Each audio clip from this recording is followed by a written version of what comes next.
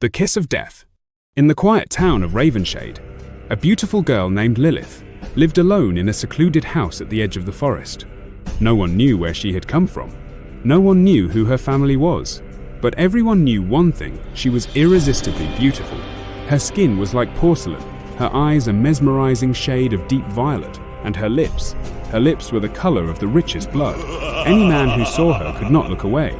They became obsessed, hypnotized, their minds trapped in a dream they never wanted to wake from. There was one problem: every man who kissed her died. The first victim, it started with Daniel Carter, the town's golden boy. Handsome, kind, the son of the wealthiest family in Ravenshade. When he first saw Lilith at the old market square, he was spellbound.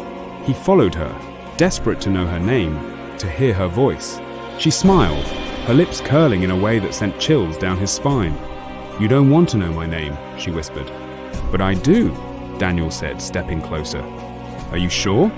Lilith tilted her head, her violet eyes locking onto his, and in that moment, he was hers. He didn't care about anything else in the world. She leaned in.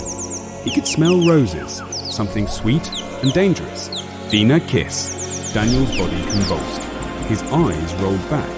A black liquid dripped from his lips as his breath left him. Within seconds, he collapsed onto the cobblestone street, dead.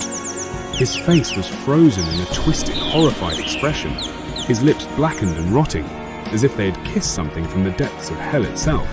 Lilith wiped her mouth and walked away. The curse of the demon's kiss.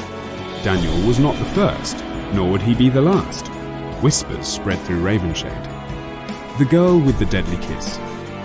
Some called her a witch. Others said she was a demon in human form. The priest warned everyone, "Stay away from her, or you will meet the devil himself."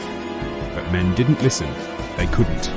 They were drawn to her like moths to a flame, desperate, starving for her touch. She would appear at night, waiting beneath the gaslights. Her presence both haunting and seductive. Every time a man kissed her, the result was the same: a slow, excruciating death. Their veins turned black, their flesh shriveled, and their last breath was always a scream. But the most horrifying part: she never aged. She never changed. Some believed she was immortal. Some believed she had made a deal with the devil. But no one dared to find out. The man who wanted to stop her, one man, Elias Grayson, decided he would end the terror. He was not a man of lust, not a man of weakness.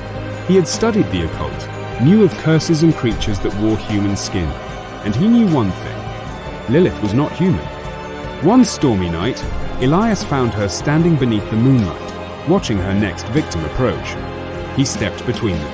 "You need to stop this," he said. Lilith smirked, her lips curving. "And how will you stop me, Elias?" "I know what you are." For the first time, Lilith's expression changed.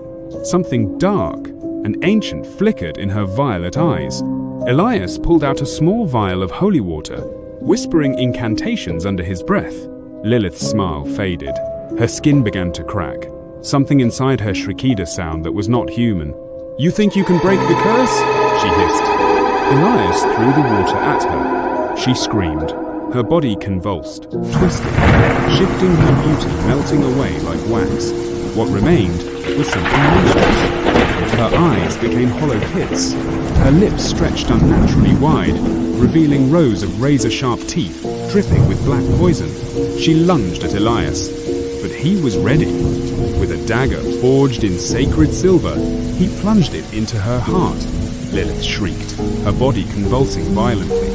The sky turned black, the ground trembled, and for the first time in centuries the demon fell. Her body crumbled into dust, carried away by the wind. Elias never spoke of what he saw that night, but Ravenshade was finally safe. Or so they thought. A warning from the shadows. Years passed. The town slowly forgot about Lilith, but one night, a stranger Aravida woman with violet eyes and lips the color of the richest blood, she stood beneath the gaslight, waiting. And when the next man approached, she whispered with a smile, "Are you sure you want to know my name?"